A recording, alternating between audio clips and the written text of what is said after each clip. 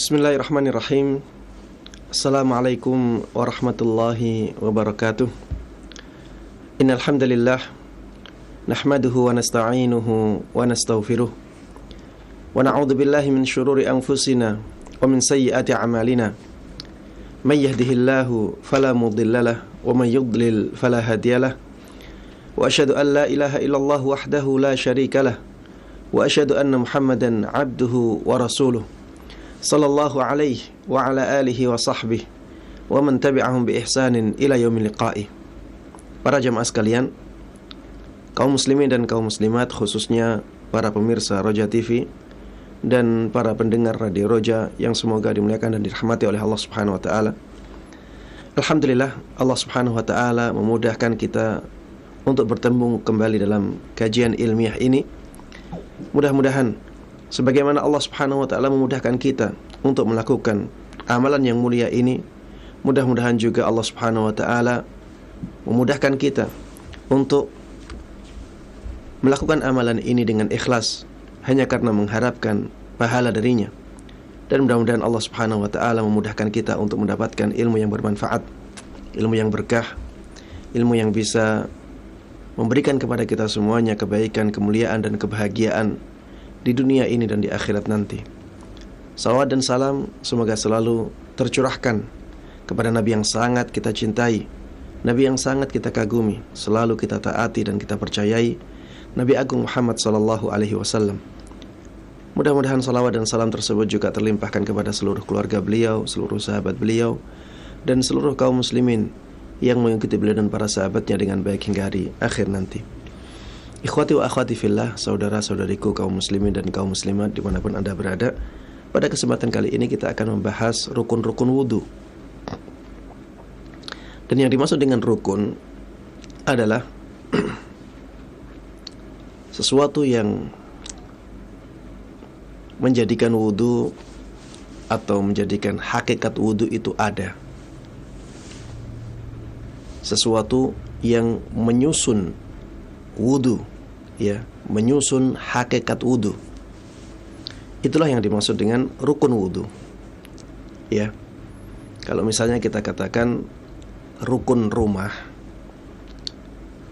maka segala sesuatu yang menjadikan hakikat rumah itu menjadi ada.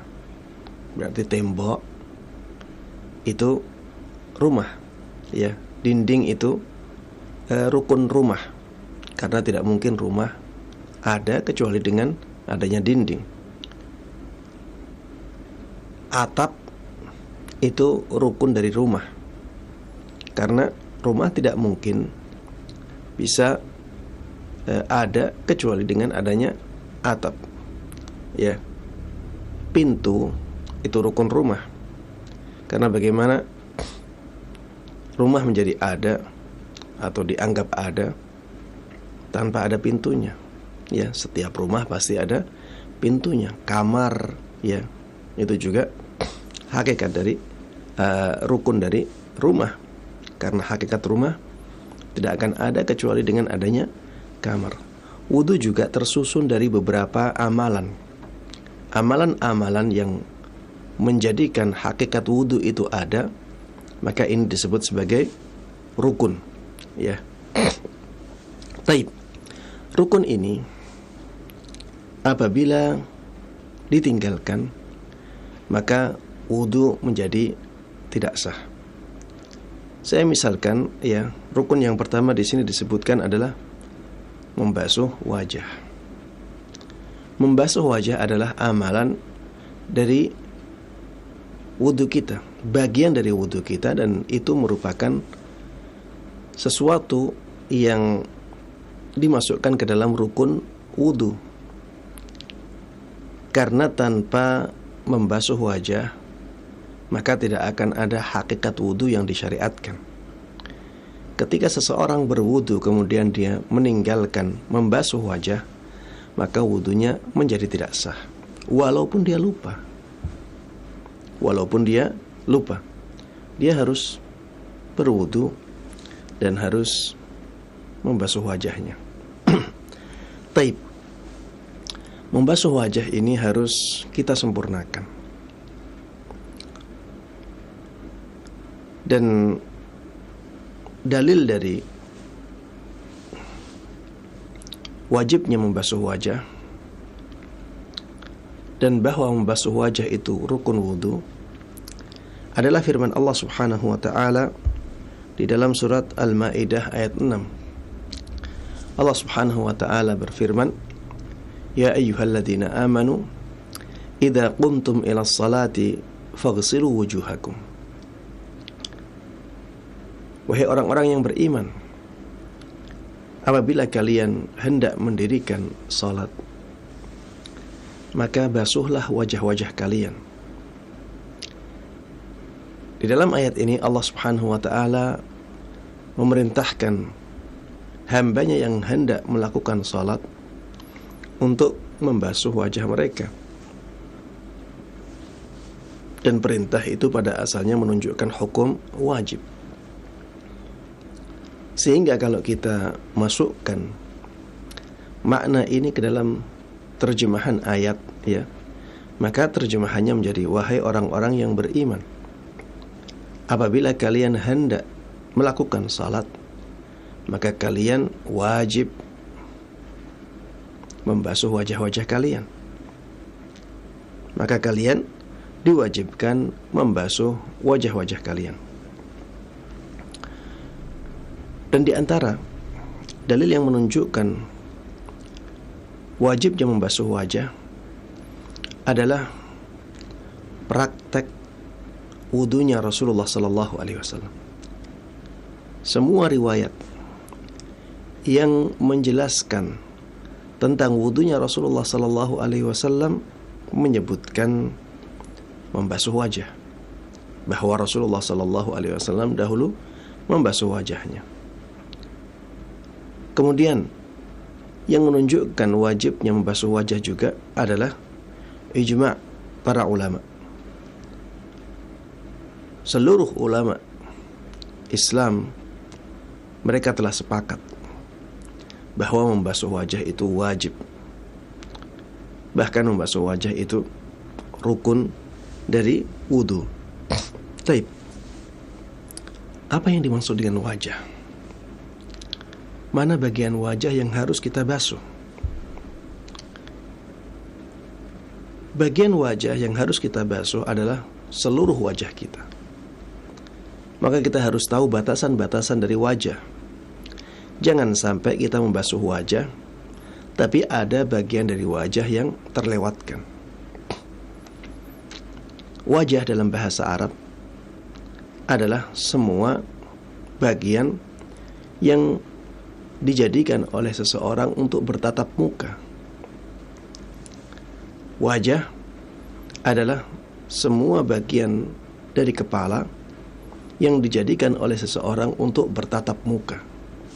Jadi wajah itu bagian depan dari kepala kita, yang kita jadikan untuk bertatap muka, itulah wajah. Mana batasan wajah? Batasan wajah dari kanan ke kiri adalah telinga kita. Bagian telinga kita, ya, dari bagian telinga yang paling depan, ya. Bagian telinga yang paling depan ini, ya, dari kanan sampai kiri. Ini batas wajah, ya, secara mendatar. Tapi batas wajah dari atas ke bawah adalah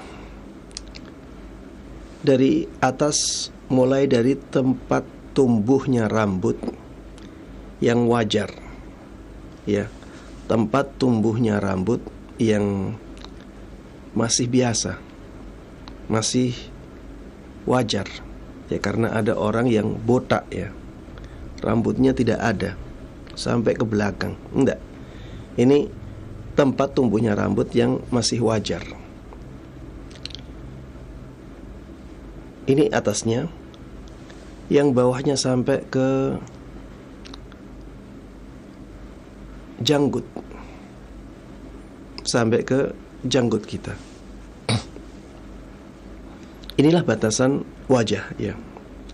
Semua bagian yang masuk dalam batasan wajah ini harus terkena air basuhan, ya, harus terkena air basuhan. Dan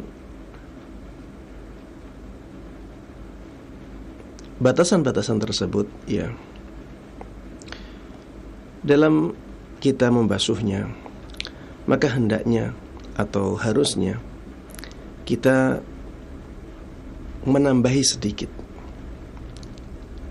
Kita menambahi sedikit agar kita benar-benar bisa menyempurnakan basuhan wajah kita.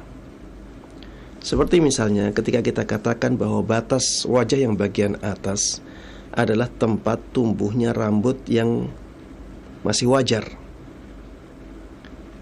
maka jangan sampai kita meninggalkan tempat tumbuhnya rambut itu.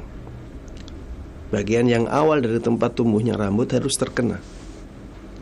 Kenapa demikian? Ya, agar membasuh wajahnya menjadi sempurna. Dan para ulama sudah menegaskan kaidah yang mengatakan ma la yatimul wajibu illa bihi fahuwa wajib. Sesuatu yang kewajiban tidak bisa sempurna kecuali dengan sesuatu itu, maka hukum sesuatu itu menjadi wajib. Ya. Jadi membasuh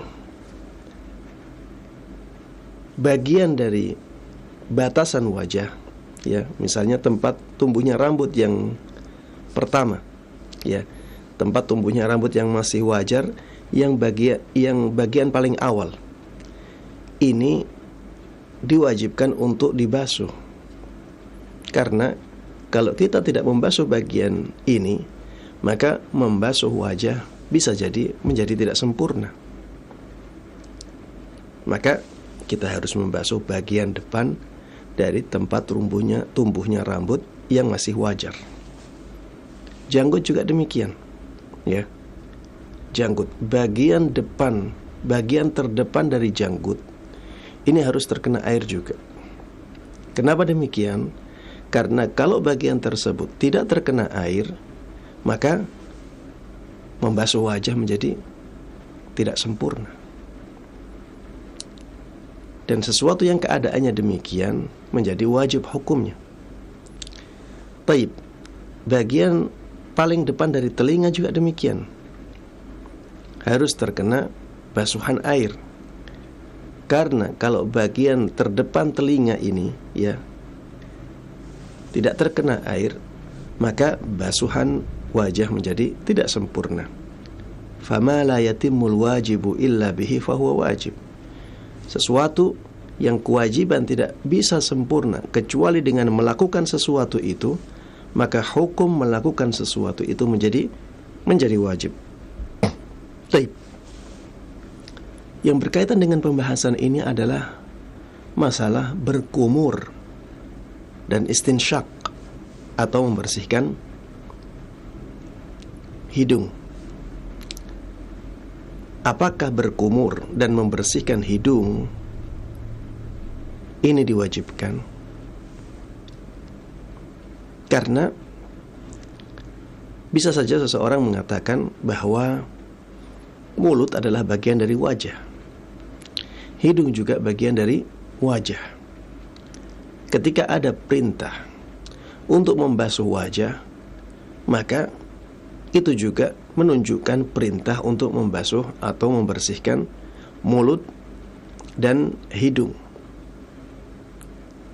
Karena mulut dan hidung ini, ya, sangat dekat sekali dengan wajah, apakah membasuh mulut dan membasuh hidung yang bagian dalam ini merupakan sesuatu yang diwajibkan juga? Para ulama rahimahumullahu jami'an berbeda pendapat dalam masalah ini. Dan di sini, ya, paling tidak ada 4 pendapat. Ya, ada Ini berkaitan dengan berkumur dan membersihkan hidung dalam wudu dan mandi, ya, karena ini dua ibadah yang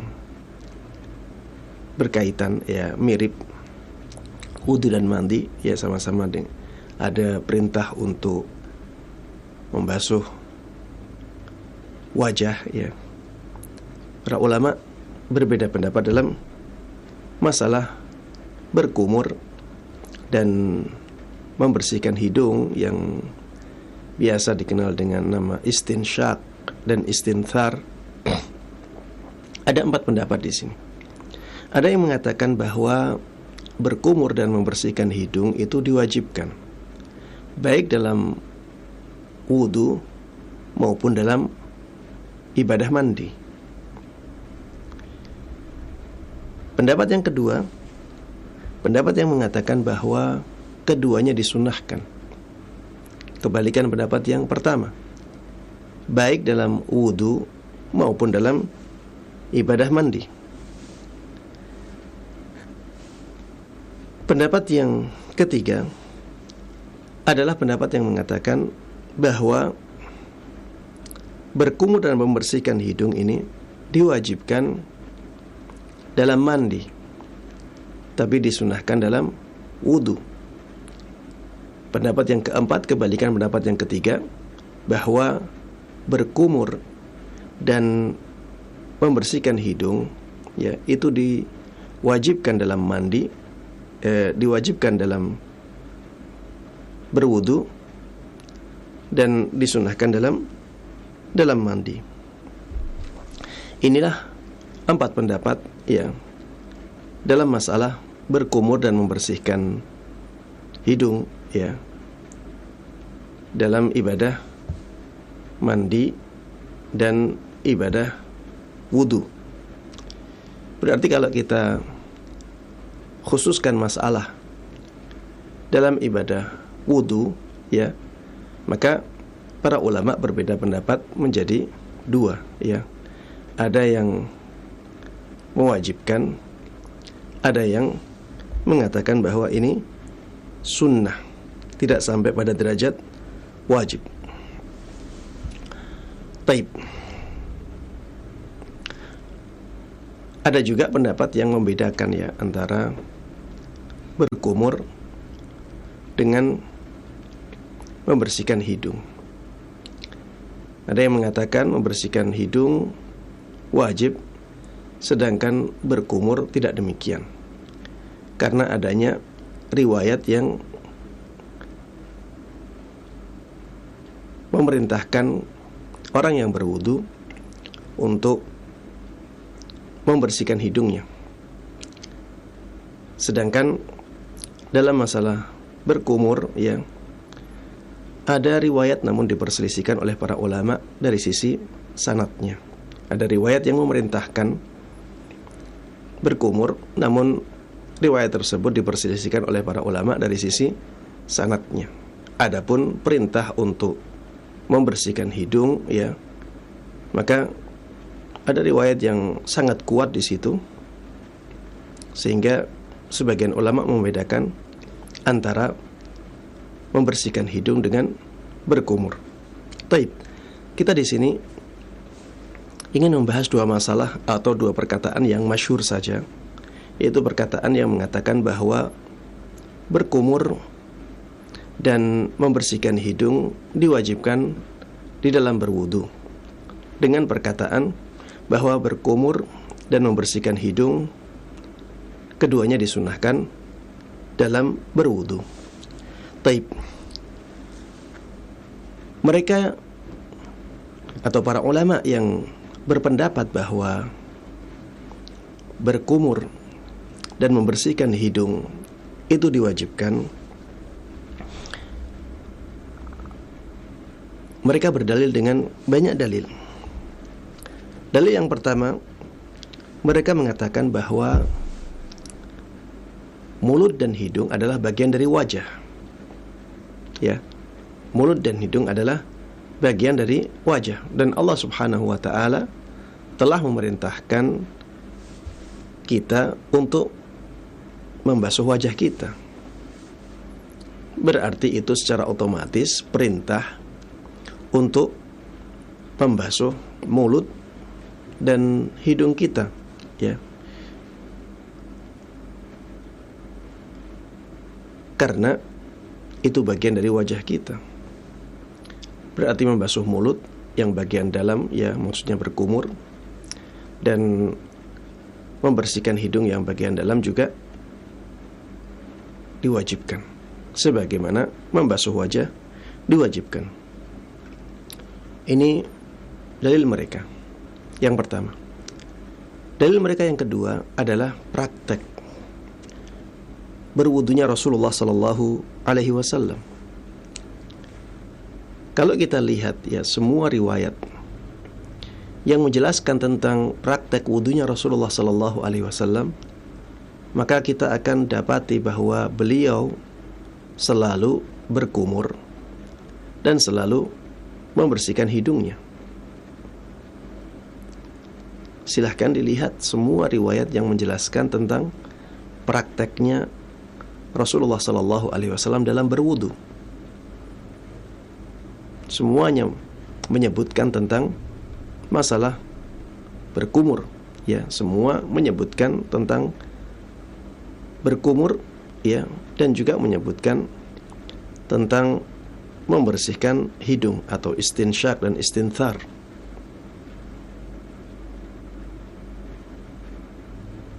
Dan ketika perbuatan Rasulullah sallallahu alaihi wasallam ini adalah penjelasan tentang perintah untuk membasuh wajah, maka kita harus masukkan berkumur dan membersihkan hidung ke dalam perintah membasuh wajah.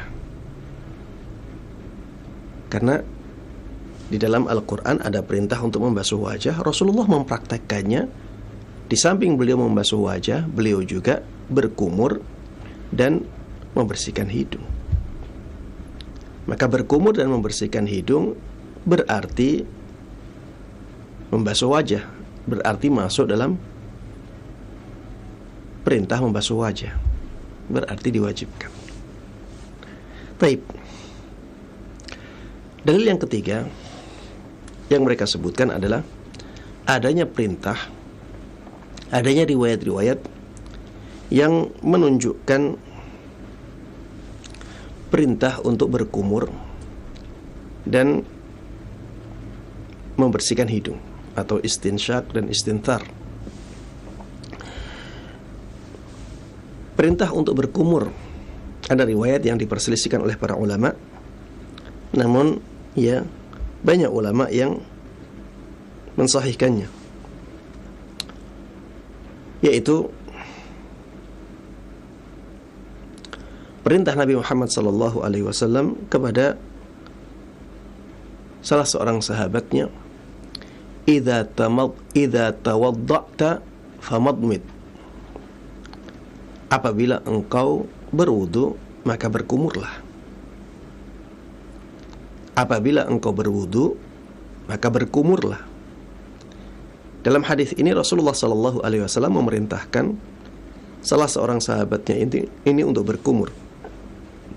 Dan perintah pada asalnya menunjukkan hukum wajib. Adapun dalam masalah membersihkan hidung, maka Rasulullah sallallahu alaihi wasallam pernah memerintahkannya dalam sebuah riwayat.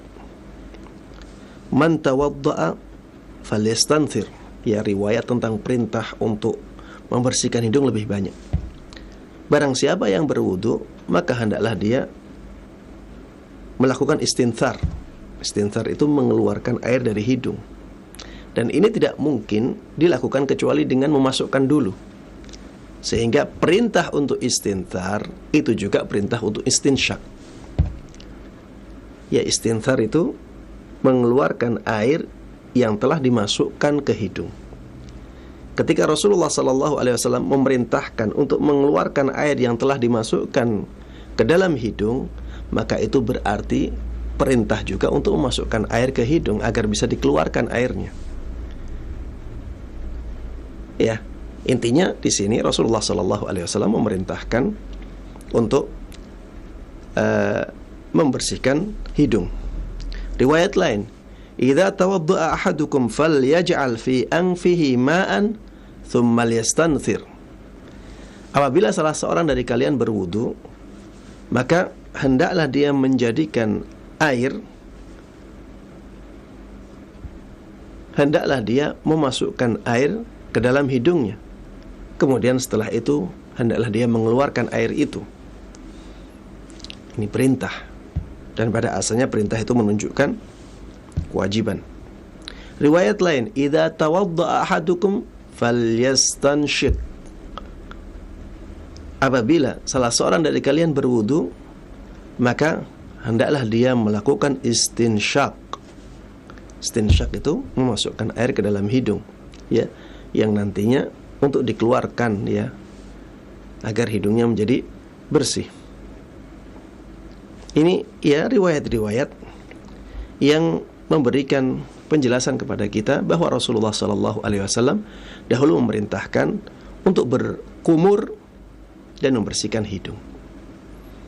Dan kita semuanya tahu kaidah yang sangat terkenal dalam ilmu usul fikih, pada asalnya perintah itu menunjukkan hukum wajib, sehingga berkumur dan istinsyak karena keduanya diperintahkan oleh Rasulullah Sallallahu Alaihi Wasallam, maka hukum keduanya menjadi wajib. Taib.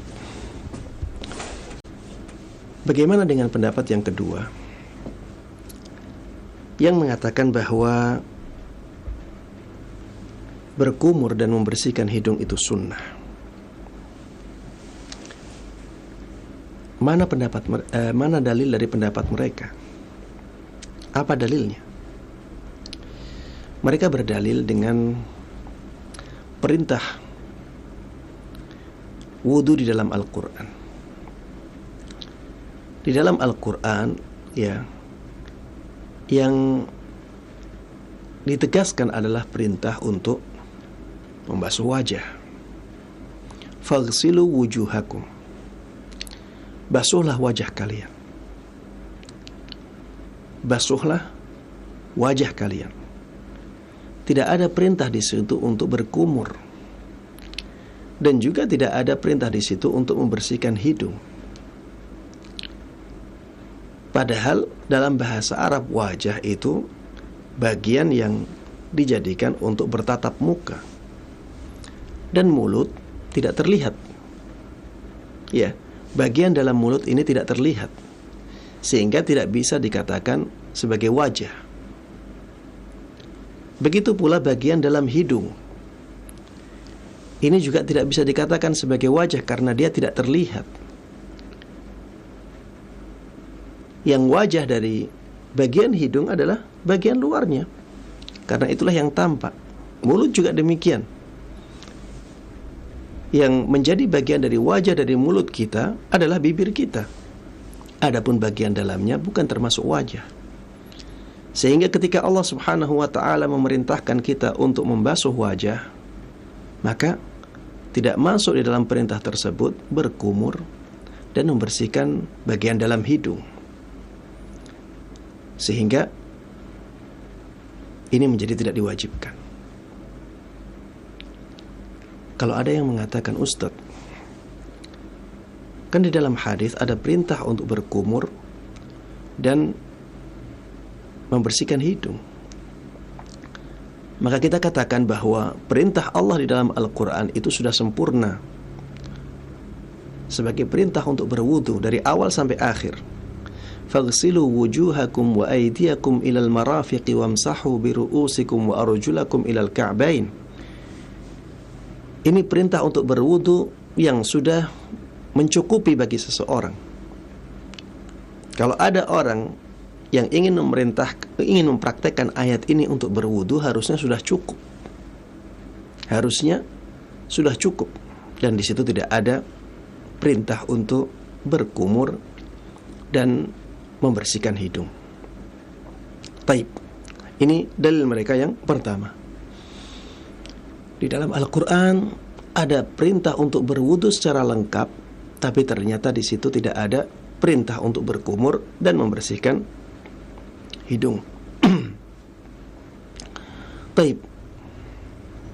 Dalil yang kedua, mereka juga mengatakan di sana juga ada hadis dari Nabi kita Muhammad sallallahu alaihi wasallam yang menyebutkan perintah untuk berwudu, ya.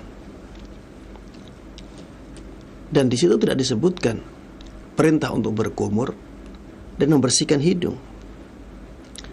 Itu hadis tentang orang yang tidak benar salatnya. Disebutkan bahwa Rasulullah sallallahu alaihi wasallam pernah mengatakan kepada orang yang tidak benar salatnya, "Innaha la tatimmu salatu ahadikum hatta yusbighal wudu kama amarahu Allah Ta'ala." Sungguh salat salah seorang dari kalian tidak akan sempurna sampai dia membaguskan wudunya sebagaimana diperintahkan oleh Allah Subhanahu wa taala di dalam Al-Qur'an.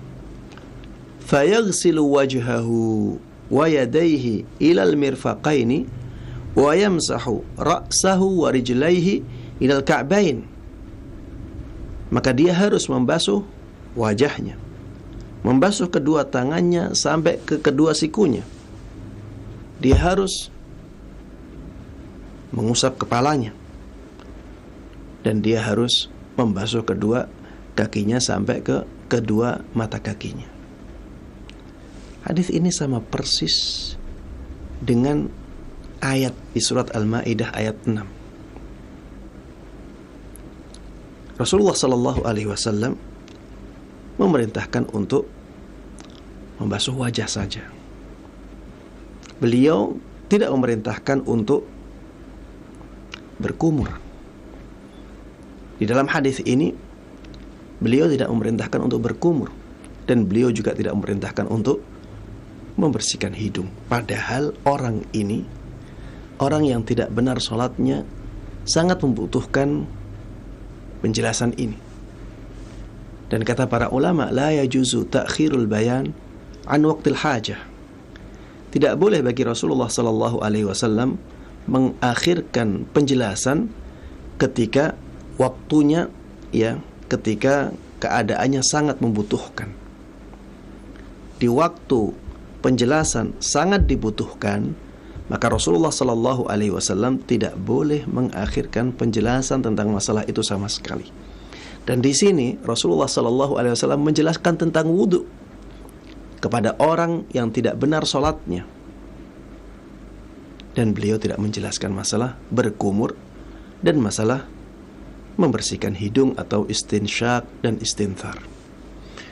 Hadis ini menunjukkan bahwa berkumur dan membersihkan hidung itu tidak wajib. Dan mereka mengatakan, adapun perintah yang datang dari Rasulullah sallallahu alaihi wasallam untuk berkumur dan membersihkan hidung, maka bisa dibawa ke makna sunnah muakkadah, ya, dibawa ke makna anjuran. Rasulullah sallallahu alaihi wasallam benar memerintahkan dalam banyak riwayat untuk membersihkan hidung. Beliau juga, ya, dari beliau juga ada riwayat tentang perintah untuk berkumur. Kita bisa bawa makna perintah tersebut, atau kita bisa bawa perintah tersebut kepada makna anjuran. Bagaimana dengan praktek Rasulullah sallallahu alaihi wasallam yang selalu berkumur dan berkumur dan membersihkan hidung? Kita katakan bahwa itu menunjukkan bahwa sunnahnya di sini menjadi sunnah muakkadah, sunnah yang sangat ditekankan, yang hampir sampai kepada derajat kewajiban, tapi tidak sampai derajat itu. Ini pendapat yang kedua ini, ya, saya melihat pendapat yang lebih kuat. Dan dengan pendapat ini, ya, kita bisa mengumpulkan semua dalil yang ada dalam masalah ini dengan lebih sederhana, ya, dengan lebih mudah. kita katakan bahwa yang diwajibkan dalam berwudu adalah membasuh wajah. Adapun dalil-dalil ya yang menunjukkan tentang diperintahkannya berkumur dan membersihkan hidung, maka bisa dibawa kepada makna bahwa itu merupakan sunnah yang sangat ditekankan. Kenapa demikian? Karena Allah Subhanahu wa ta'ala tidak menyebutkannya secara detail di dalam ayatnya. Dan harusnya ayat tersebut sudah cukup bagi seseorang untuk melaksanakan wudu yang mencukupi bagi dia untuk menghilangkan hadatsnya. Dan ketika seseorang membaca ayat tersebut, yaitu surat Al-Ma'idah di ayat 6-nya, maka tidak akan atau sangat sulit untuk memahami dari ayat itu secara terpisah ya, bahwa di situ ada perintah untuk berkumur dan membersihkan hidung ya. Wallahu taala a'lam. Baik. Kesimpulannya bahwa membersihkan mulut dengan berkumur dan membersihkan hidung dengan istinsyak dan istinthar di dalam ibadah wudu hukumnya sunnah muakkadah. Wallahu taala a'lam. Baik. Masalah yang berikutnya adalah membasuh jenggot dan semua rambut yang tumbuh di wajah. Ya. Jadi di wajah kita ada rambut-rambut yang tumbuh padanya. Ada jenggot, ya, ada kumis, ada alis, ada bulu mata, ada bulu yang ada di bawah bibir. Ya, kalau dalam bahasa Arab istilahnya angfaqah. Tidak tahu kalau dalam bahasa Indonesia ya, tapi yang jelas intinya rambut ini ya. Rambut yang ada di bawah bibir. Antara bibir bagian bawah dengan janggut kita ada rambut yang tumbuh di sana. Itu termasuk di antara rambut yang tumbuh di wajah ya. Dalam bahasa Arab istilahnya angfaqah. Dalam bahasa Arab namanya angfaqah. Wallahu alam dalam bahasa Indonesia namanya apa. Taib, semua rambut ini masuk dalam hakikat wajah karena semuanya terlihat. Semuanya dipakai untuk tatap muka. Maka masuk dalam perintah untuk membasuh wajah, sehingga wajib dibasuh semuanya. Rambut-rambut tersebut wajib dibasuh semuanya. Kalau ada yang bertanya, Ustadz, bagaimana dengan kulit yang ada di bawah rambut-rambut itu? Apakah kulit tersebut wajib terkena air ataukah tidak? Pendapat yang paling kuat dalam masalah ini adalah pendapat yang mengatakan bahwa kita lihat rambutnya. Apakah rambut tersebut menutupi kulit dengan sempurna sehingga kulitnya tidak terlihat sama sekali saking lebatnya rambut itu, ataukah kulitnya masih terlihat? Kalau rambutnya tipis, maka atau renggang-renggang ya, maka kulit yang ada di bawah rambut tersebut masih terlihat. Ketika dia masih terlihat, maka masih masuk dalam perintah untuk membasuh wajah, sehingga kulitnya harus terkena basuhan air. Adapun ketika rambutnya sangat lebat, ya, misalnya alisnya sangat lebat, kumisnya sangat lebat, jenggotnya sangat lebat sehingga tidak terlihat sama sekali ya kulit yang ada di balik rambut-rambut itu. Maka ketika keadaannya seperti ini, tidak diwajibkan untuk membasahi kulit, karena itu akan menjadi sangat memberatkan. Ada masyakkah di sana dan kulitnya sudah tidak terlihat. sehingga tidak masuk dalam kategori wajah. Ya, sehingga tidak masuk dalam kategori wajah karena sudah tidak dijadikan sebagai sesuatu untuk tatap muka. Karena sudah tidak terlihat lagi. Ya. Ini pendapat yang ana lihat paling kuat dalam masalah ini. Karena di sana ada pendapat yang tetap mewajibkan untuk membasahi kulit yang ada di balik rambut-rambut tersebut walaupun tebal. Dan ini akan sangat memberatkan ya bagi mereka yang mempunyai rambut tebal. Wallahu taala a'lam. Dan para ulama mengatakan al-masyaqqatu tajlibut taysir. Sesuatu yang memberatkan itu mendatangkan kemudahan. Baik. Bagaimana dengan jenggot yang sangat panjang sekali, Ustaz? Kadang-kadang ada orang yang jenggotnya ya sampai dadanya.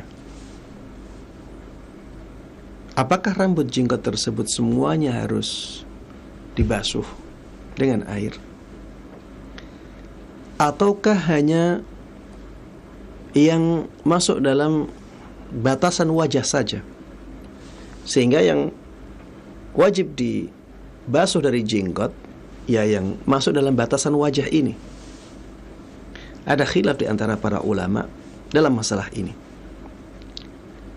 Ada yang mengatakan ya bahwa yang wajib dibasuh dari jenggot kita hanya jenggot yang masih masuk dalam batasan wajah. Masuk dalam batasan wajah. Sehingga jenggot yang melebihi batasan wajah tidak wajib dibasuh. Ini adalah pendapatnya Imam Abu Hanifah dan Imam Ahmad dalam salah satu riwayatnya.